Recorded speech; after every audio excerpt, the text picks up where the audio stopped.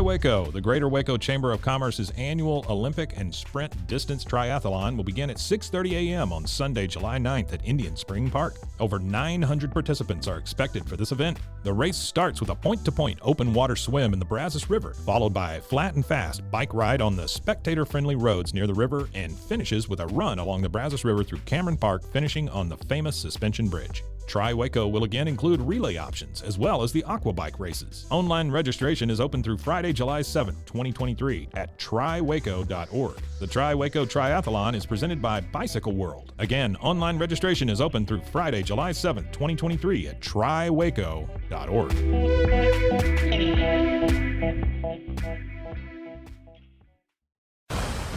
This is the Sick'em Podcast, powered by Rogue Media Network. The Sick'em Podcast is a production of Baylor Athletics. Now, here are your hosts, Katie Smith and the voice of the Bears, John Morris. Yeah, no. That's me. All right. Yeah, wise guy. Yeah, wise guy. All right. A little fun on Wednesday We afternoon. have no podcast without you, Mac. Whatever. All right. Whatever. And this is our season finale, okay? We saved you for the finale. Woohoo! So, all right. Here we go. Coming in 3, 2, 1. Hi, everybody, and welcome to this week's Sick'em Podcast, powered by Rogue Media Network. John Morris, Katie Smith, and it's going to wrap up our podcast. We'll take a little hibernation time over the summer. See what I did there? That was cute. Yeah, and but no better way to finish up our school year than to have the big man in the big office, Mack Rhodes, Baylor's AD, is our guest today. Yeah, and Mac, we've been promising this for 1 week, 2 weeks. Oh, we have. is this going to be a letdown?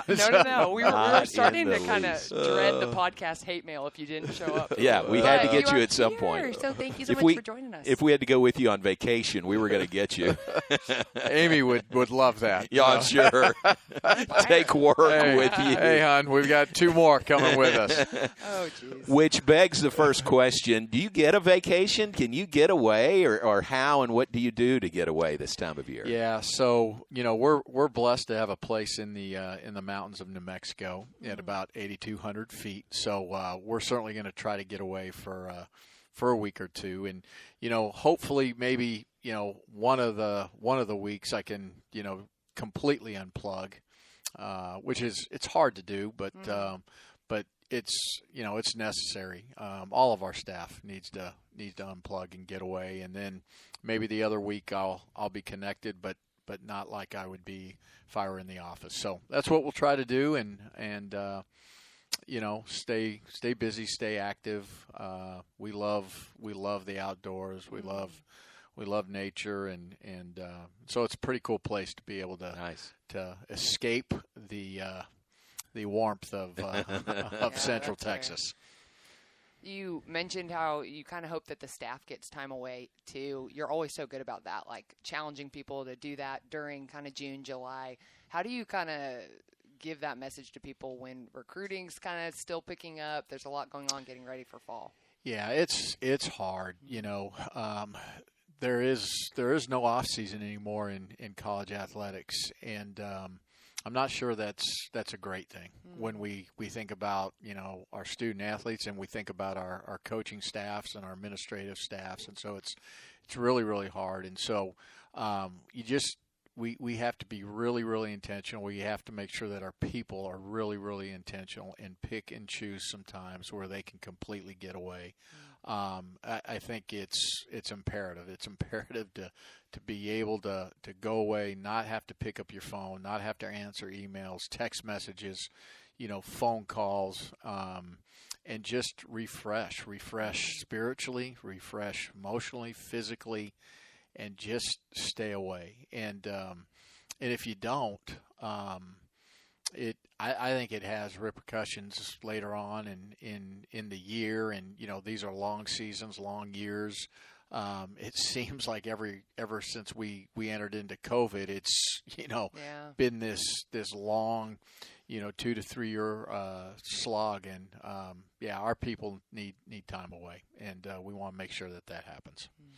Would you say in all your time in athletic administration, this is the busiest? I mean, the most plates you're spinning in the air at the same time? Yeah, absolutely. Seems like it. Yeah, it really is. And, it's the most chaotic time that I've experienced in intercollegiate athletics. And it's just a combination of all things, right? It's a combination of, some of the deregulation, the things that are happening in college sports. It's, name, image, and likeness. It's the, conference membership uncertainty, where all of that lands.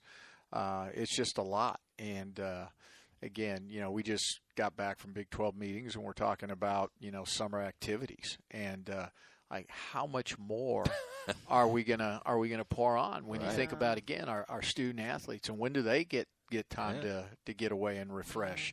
And then every time you have an activity that surrounds or involves student athletes, it's not just coaching staff, it's all of the other staffs. It's health and wellness, and it's our creative services team, and so all of those people are pulled in, and at some point in time, enough's enough. And people need some rest, and they need some peace of mind, and they just need to be quiet and get away and be away. And I probably didn't completely understand that till maybe 3 or 4 years ago, because I was one that hey, I didn't need a break and just going to keep going.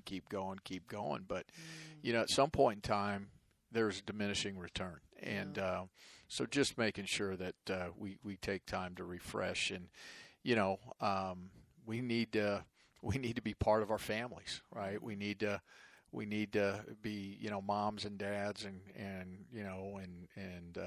husbands and wives and grandparents, and that's really, really important, really critical. And I particularly think in the world that we live in today, it's even most important. And so we've got to find time to be able to do that.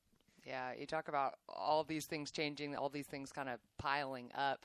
Talk a little bit about name, image, and likeness, right? The hot question everyone's asking about. But what's kind of our philosophy here at Baylor, and kind of tying to what you were just sharing about trying to kind of control all of this? How do we approach it? Yeah, it's a great question. And, candidly right now, it's all consuming. It really is. And let me step back. It's all consuming for myself and some other administrators, and then it's all consuming for some of our sports. Not all of them. Not yet, at least.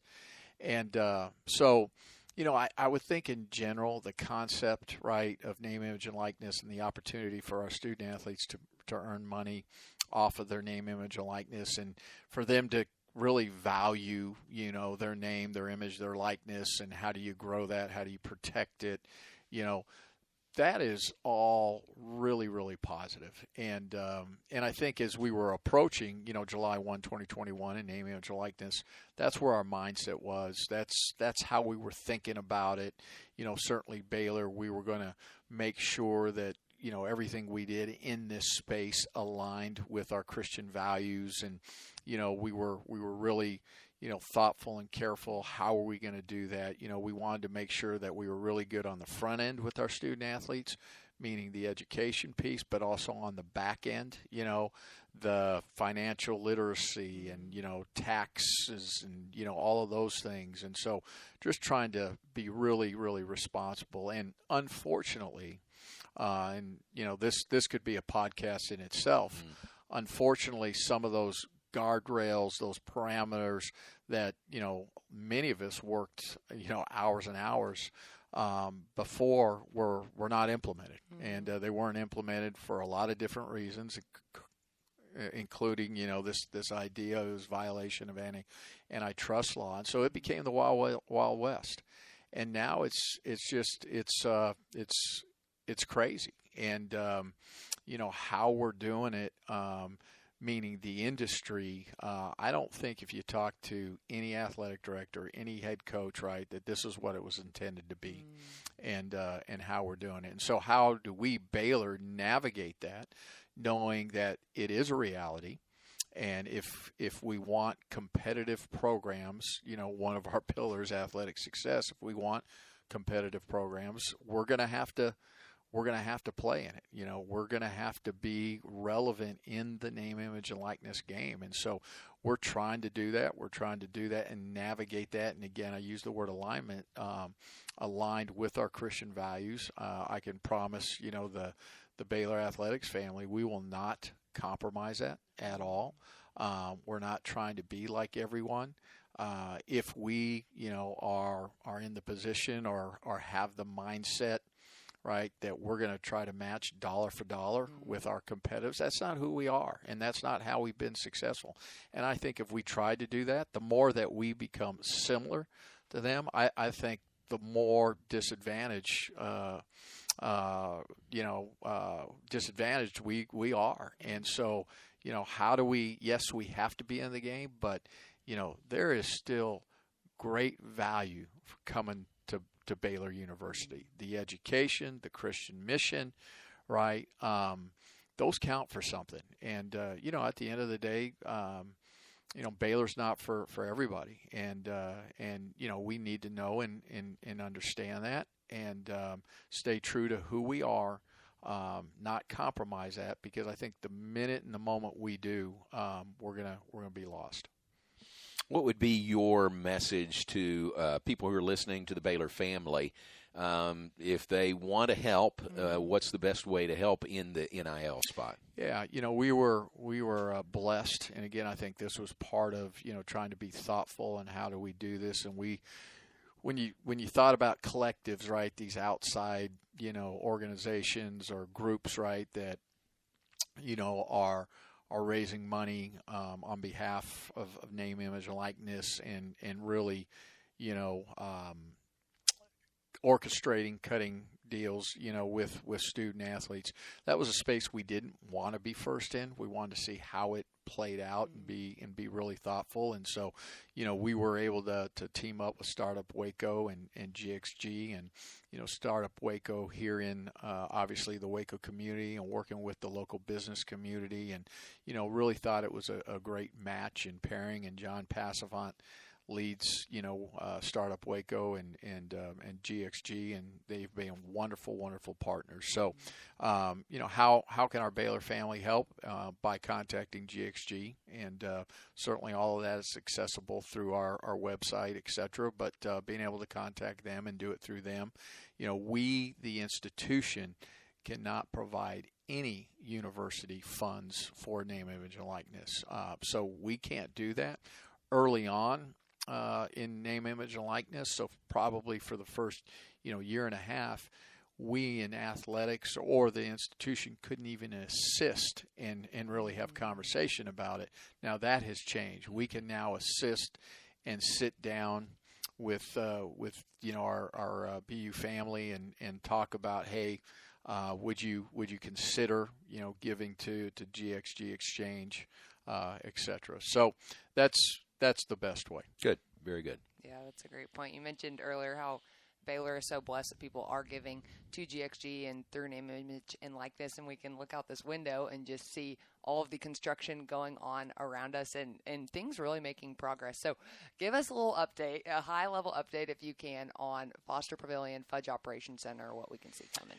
Yeah, Foster Pavilion, wow. You know, I've been in it since they started construction. I've now been in it twice, and every time, you know, both times, you know, super excited. And you know, you walk into the arena portion of it, the seating bowl, and you're wow, because, you know, the 7,000 plus seats are right there on top of the court. And you know, again, one of the driving forces behind, you know, the Foster Pavilion was to create an environment, a home court advantage that was going to be really, really difficult for opponents to come in and play. And I think, you know, when it's all said and done, we'll achieve that. And, you know, we go back to, hey, there's been some surveys as recent within the last 5 years about most difficult places to play in the Big 12, and Baylor was always ranked 9th for both men's and women's basketball. And so, you know, I think this will really, you know, serve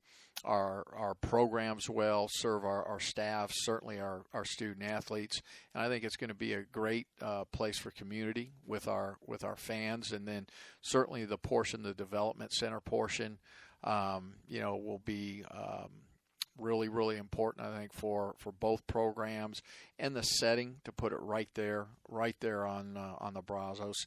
Nobody can replicate that in the country, and so let's take advantage of that. And it's been a great working relationship with the city, and we'll play our first game there the first week of January of 2024, and right now it's on schedule, and just excited. It's a great project, and obviously couldn't have done it without Paul and Alejandra Foster, and we just recently announced Texas Farm Bureau Insurance Championship partner and partnership and their support, and so many other donors. I mean, just the BU Athletics family, again, Katie, you used the word blessed. We are blessed, right? That we couldn't do it without any of them. And again, the Fudge Football Center, obviously Jeremy and Christy Fudge and their family, and that's again on time and on budget. Both projects, which is probably the most important. But we'll look forward to opening up that building sometime, spring summer of 24. So both underway, and both will be a huge lift for this department. And the thing that gets lost with the Fudge is that that allows football to move out of the Simpson Center, and then we have all of this square footage real estate to really put forward to serve all 525 student athletes. When we think about our Student Athlete Center for Excellence, so academics, character formation, spiritual formation, right? We can really turn this into a place where we can service all of our student athletes, all 525, at a really, really high level. And so we're going to be able, I think we do some really, really good things in those areas, and they've got great leadership. But, man, we're even going to be able to take it now to a next level by being able to have some additional space and programming areas for all of our student athletes.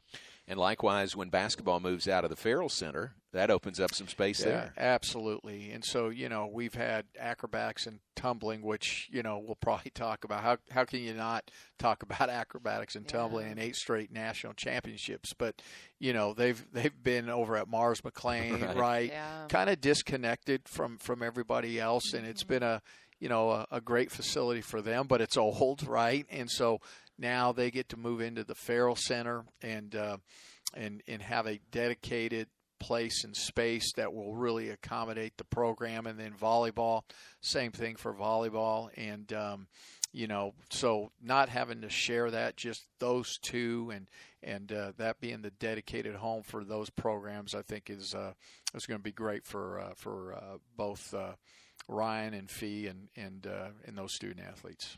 Yeah. That is such a good point. Just people celebrate the new football, people celebrate the new basketball, and it's really impacting so many sports primary facilities, which is really exciting. Yeah, you think about just scheduling issues, when you think about the weight room and the training room here in Simpson, and you think about just football, and they, lift in groups of 20, hour at a time. Well, that's 6 hours, and then everybody else is trying to work at it. And so we've got, sport programs, working out at 5 a.m. We've got some at 7 p.m. And so just, lifting that pressure, decreasing that pressure. And now, this really becomes a center, a facility that's really more accommodating for all of our student athletes. Yeah. This may not be a fair question, but you can handle it. 2 huge projects, building projects going on now, but I know you have to be forward thinking also. Anything on the drawing board, on the near horizon, other facilities that you can talk about? Yeah, so, I think, you always have to be looking forward. And, you think about some of the athletic programs that have had, historically have had success, and then all of a sudden, for whatever reason, they stopped having some success. And, most of the time, if you look back, a lot of it is they stopped investing, right? And so I think, for us, facilities is just one way to invest. There's certainly other ways, and you have to in those other areas as well. But facilities is certainly an area that we always got to be thinking about. And so we've mentioned obviously the Simpson Center, we mentioned Farrell Center, but thinking about we're going to have to do some things with the Hurd Tennis Center, and so thinking about that. We're going to have to do some things with the baseball stadium and with softball, and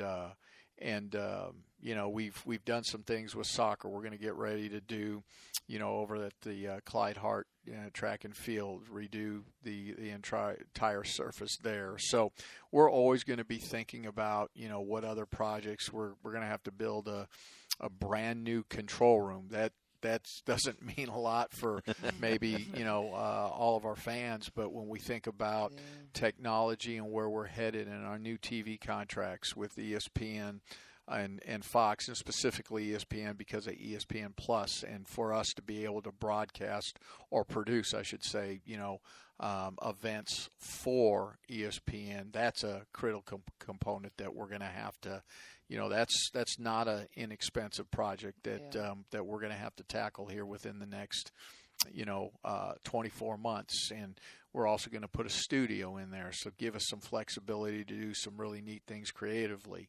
So there's a lot happening. There's a lot to do, and we're always going to push the envelope and continue to try to evolve and continue to move forward.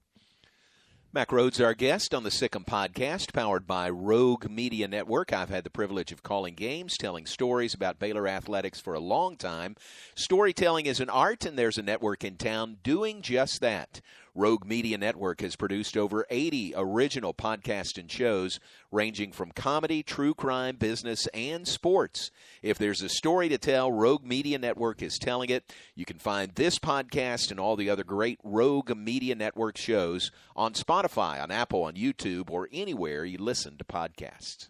Mac, JMO kicked us off with an unfair question. Can I just clap, though? That's perfection. I could he's never the best. I could never read that without stuttering. It's so smooth. Yeah. Well, it was just recorded, and I just plug it in there. That's all it is. This guy's a professional. Folks, that was on take one. I want everybody to know that. That's good. It's always only take one. But as we were saying, so he's asking unfair questions, so I feel like I get to as well, right? Go for it. But talk to me about this. We just talked through all these things that are forward-looking of where Baylor wants to invest in capital projects, things that are already started, things that we're looking towards, and then we talked about these demands of name, image, and likeness. How do you kind of balance asking for all of these different things? And I don't know that there's an answer, but I'm curious on your take. Yeah, it's a lot, and we've put a lot of pressure on our donors, and in the BU family, we've put a lot of pressure on ourselves.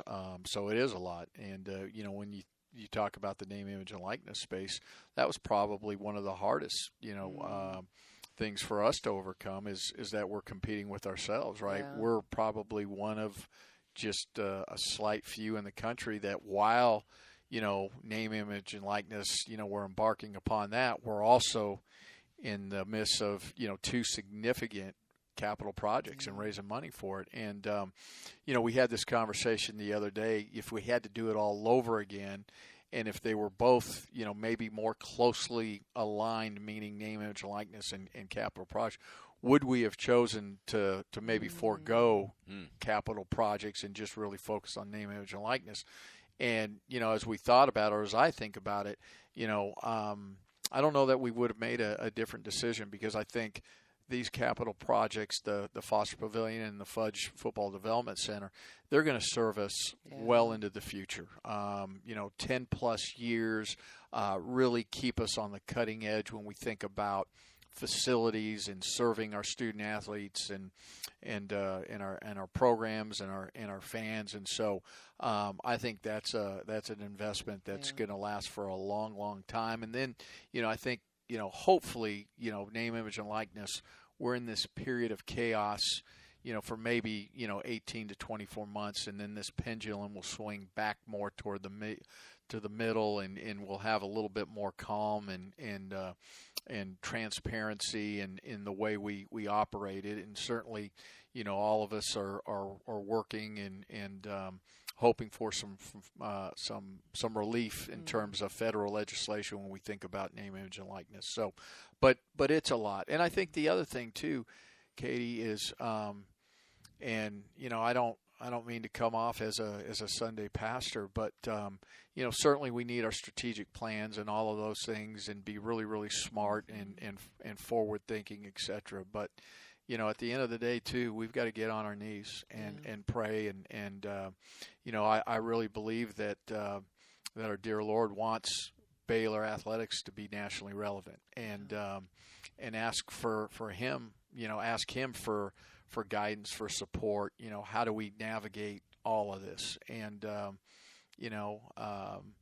think that's how we've navigated Baylor Athletics up to this point in time, and I think just given what's in front of us, we've got to double down and continue to do that. And again, we're going to have our strategic plans, and we're going to have quality people and all of those things. And we've just spent a lot of time talking about physical plant and facilities, but at the end of the day, Baylor Athletics is about who we are and not what we have. Yeah. And we really again have to double down on that piece of it as well. We're wrapping up the school year with this podcast. What, in your mind, are some of the high points and successes that we've had in Baylor Athletics this year? Yeah, there's been so many, and so I hesitate because you're always going to leave somebody out. But acrobatics and tumbling, wow, 8 straight, and I'm looking forward to the future of that sport, and it's going to become a championship sport, and it's going to become an NCAA championship sport because of Felicia Mulkey. And really, and her drive and everything she's done on the national stage, national level. Volleyball, Sweet 16, right? Yeah. Lives on even after Katie. Way better. There you go. I'm not way better, but the foundation. But that was a huge loss, and when she finally graduated, and I'm just glad we kept you close. Exactly. Me too. But football, maybe not the year, but still found a way to get to postseason. I love softball returning to postseason, and so happy for Glenn. And both both golf programs, men's and women's golf, get to the finals, not just the regionals. So equestrian back, at nationals, and the tennis programs, men's and women's basketball, just all of it. Men's and women's cross country finishes at the NCAA regionals, and so we've just had some great success. And I also think about our first year head coaches, and Michelle and Mitch, and I really believe that they did a great job in terms of year one, building foundation, building culture. And so I think it's a launch pad for future success for them. We had some coaches with great milestones. Glenn, wins his 1,000th, and what a tribute to him. And Ryan McGuire, 500. Like, I think I made the statement that he must have started coaching when he was about 12. And Joey Scrivano, 500. And so just some great things, certainly, in competition. But, in the classroom, we had, 59% of our student athletes were academic champions. So they either had a 3.5% or 3.5 GPA or greater, or had their personal best GPA, or they graduated a cum GPA of 3.3. And so and by the way, we take that for granted. There's not many athletic programs with GPAs, and I think I read we've had 18 out of the last 20 semesters above a 3.2 GPA. That is amazing. Somebody gave me the stat that since 2011, football, men's and women's basketball, most wins in the entire country. And so, our character formation areas, the Leadership Institute and the 183 character formation programs and, in our spiritual growth, the mission trips to Costa Rica and to Louisiana and just all kinds of stuff. It's been a great year and yet, we can do more, we can be better and we'll continue to be, the best that we can be. And, we'll continue to say and believe that, our best days are still ahead of us. And I wake up every morning, feeling extremely blessed to just be a small part of Baylor Athletics. And then number two, to know that our best days are still ahead. Yeah, certainly a lot to celebrate from this past year. Coming off Big 12 meetings this past week, right? West Virginia, what was it called? Greenbrier. The Greenbrier. Yeah. Tell us about your time there. What were kind of your takeaways from those meetings? So first of all, first time ever to the Greenbrier and heard so much about it. Yeah. And it is beautiful, beautiful setting, beautiful grounds.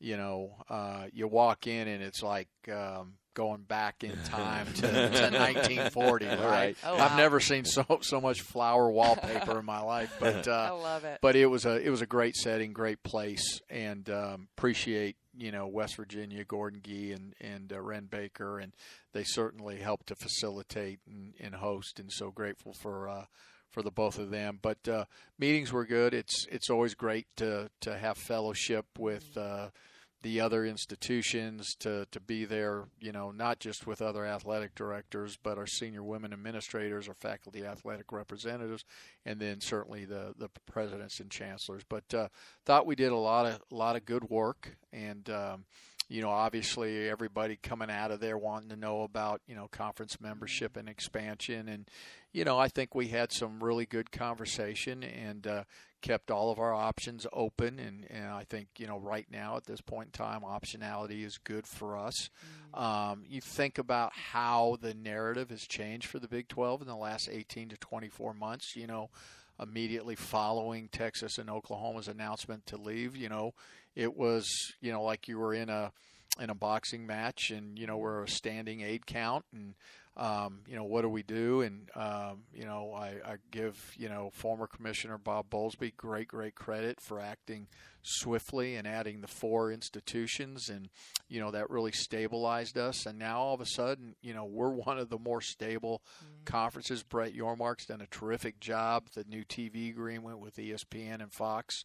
And so the meetings were really, really positive. And it's about, it was really about, how we navigate, our future and continue to be relevant and strengthen the conference. And, not just thinking about this next new TV contract, which is July 1, 2025 through June 30th, 2031, but really thinking about that next contract, that July 1, 2031 contract begins, and how do we set ourselves up for that? So there was a lot of conversation there, and then just a lot of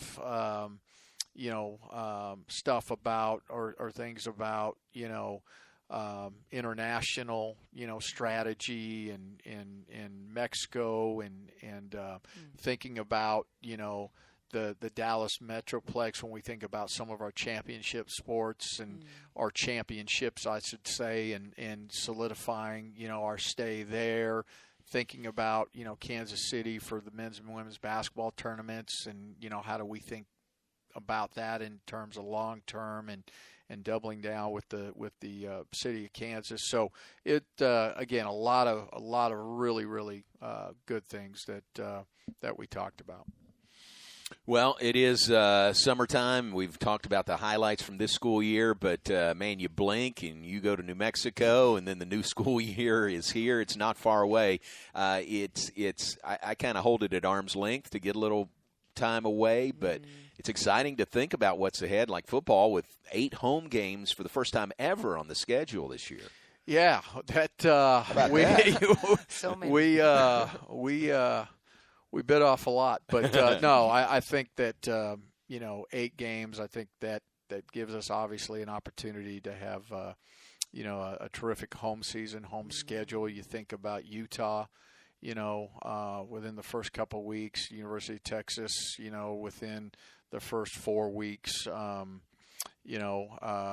hosting some new members, having, the University of Houston in McLean as a conference opponent. Will be some, not necessarily obviously home games, but you think about some new travel opportunities for our fans when we think about going to UCF and Cincinnati. I'll with the conference expansion, I'll miss playing the Oklahoma schools a little bit. We won't get KU and certainly BYU, but excited about the 8 home games and really excited about what Coach Aranda is doing with the football program and how true and authentic he is to, person over player. And really developing our young men and really, helping them to understand that better people make better players, and attacking it from that end versus the opposite end, and just grateful to him and how he's doing that, and really all of our head coaches, because that's how they lead their programs. Well, we appreciate your time. Thanks very much, and you're the perfect person to have on as we wrap up this school year. And let me say this, I'm not just saying it because you're sitting here. I would say it whether you're here or not, but we really, and Baylor fans, should all appreciate your leadership and your heart and the way you just pour everything you have into our student athletes. And the culture that we have here, man, this is a fun place to work, and there's so many good things going on. And when you have to go find a coach, you find the best coach out there that fits Baylor so well. So I just want to say thanks to you for the way you're leading our department. Well, I appreciate you saying that. As you both know, it's a team effort, and it really is. And I believe that, and blessed to work alongside great people, wonderful people. And, at the end of the day, this comes down to we're all teachers, we're educators, and we're here, with the purpose of pouring into our young people as best we can, and really challenging them to be better, become better, preparing them for life after Baylor. And I think you both would agree that this isn't a job, it's a calling, and we're blessed to do it. Absolutely. Have you been looking for a new podcast to listen to? Are you interested in true crime, funny one-star reviews, or inspiring stories? What about the history of Waco or the famous people who've lived and worked here? All these and more are produced by Rogue Media Network. There are over 80 different shows, including this one, with more coming all the time. If there's a story to tell, Rogue Media Network is telling it. Watch on YouTube or listen now wherever you get your podcasts. All right, Katie, that's going to put a wrap on it. And isn't it great to visit with Mack so much? I mean, we could have filled a whole podcast on each one of those subjects, but we appreciate his time. And again, preparing champions for life is what we do, and under Mack's leadership, it's being done. I mean, it is really, really fun to see what's being done here in Baylor Athletics. Yeah, I loved what he shared about how it really is a calling, and you see that with all the guests that we've had on the podcast this year, and just kind of getting to see the why behind why they show up every day, why they coach their teams. And so loving it, Baylor. Love doing this with you, and so thankful Mack joined us for our last episode of the season. Very good. All right, that'll wrap it up. We'll be back in the fall, but and there's always the past editions that you could go back and listen Don't to. Deprive yourself all summer. They're all there all summer. So for Katie and for Mack, I'm John Morris. We appreciate you being with us for the Sikkim Podcast, powered by Rogue Media Network. You've been listening to the Sikkim Podcast, powered by Rogue Media Network. The Sikkim Podcast is a production of Baylor Athletics.